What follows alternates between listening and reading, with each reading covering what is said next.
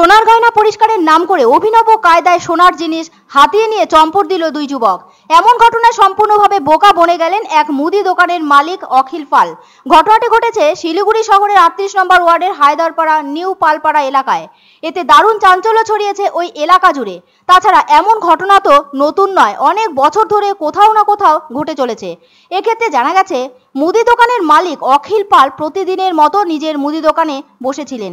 ওই সময় হঠাৎই দুই যুবক এসে মুদি দোকানের সামনে দাঁড়ায়। এরপর তারা তাদের পরিচয় দেয় ঘরের সামগ্রী এবং সোনার জিনিস পরিষ্কার করার কারবারি হিসেবে। ওই দুই অজানা যুবকের প্রস্তাব শুনে অখিলবাবু পরিষ্কার জানিয়ে দেন বাড়িতে কেউ নেই।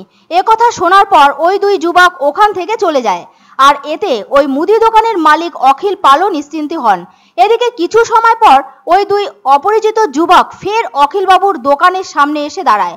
আর সে সময়ে তাদের হাতে ছিল সাদা রঙের পাউডার জাতীয় কিছু।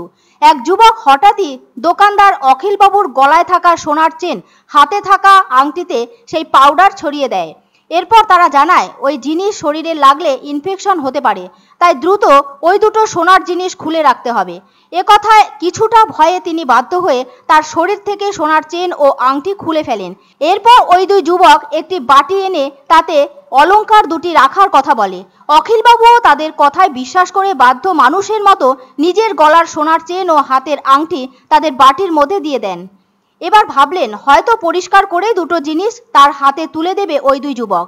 কিন্তু অখিলবাবু যে কথাই ভাবুন না কেন, ওই ধান্দাবাজ যুবক দুটি শেষ পর্যন্ত সোনার গয়না দুটি নিয়ে দ্রুত ওখান থেকে চম্পট দেয়।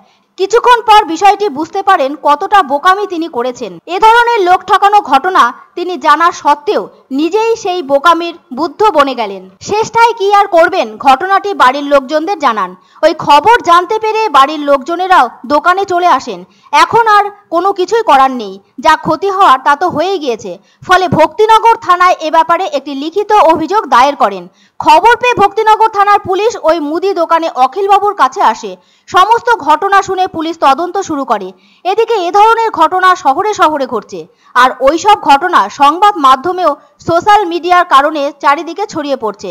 অথচ মানুষ তবু সচেতন হচ্ছে না। সবকিছু জেনেও সেই বোকামির ফাঁদেই পা দিচ্ছেন।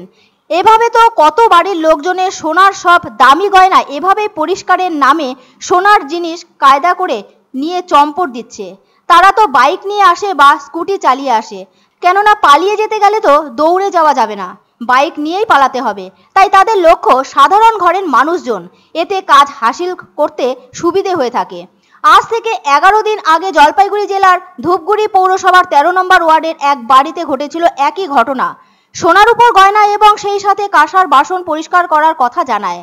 ওই বাড়ির গৃহবধূ বাসন পরিষ্কার করার কথা জানালে তারা সেটা করে দিয়ে বিশ্বাস অর্জন করে। এরপর নিজের গলার দামি সোনার চেন পরিষ্কার করতে দিলে সেটি নিয়ে চম্পট দেয় ওই দুই যুবক। জানা গেছে ওই সোনার চেনটির ওজন ছিল 12 গ্রাম। ফলে আজও মানুষের শিক্ষা হয়নি, তাই আর কবে হবে এ জাতীয় শিক্ষা সেটা ভেবেই দুশ্চিন্তা জাগে মনে।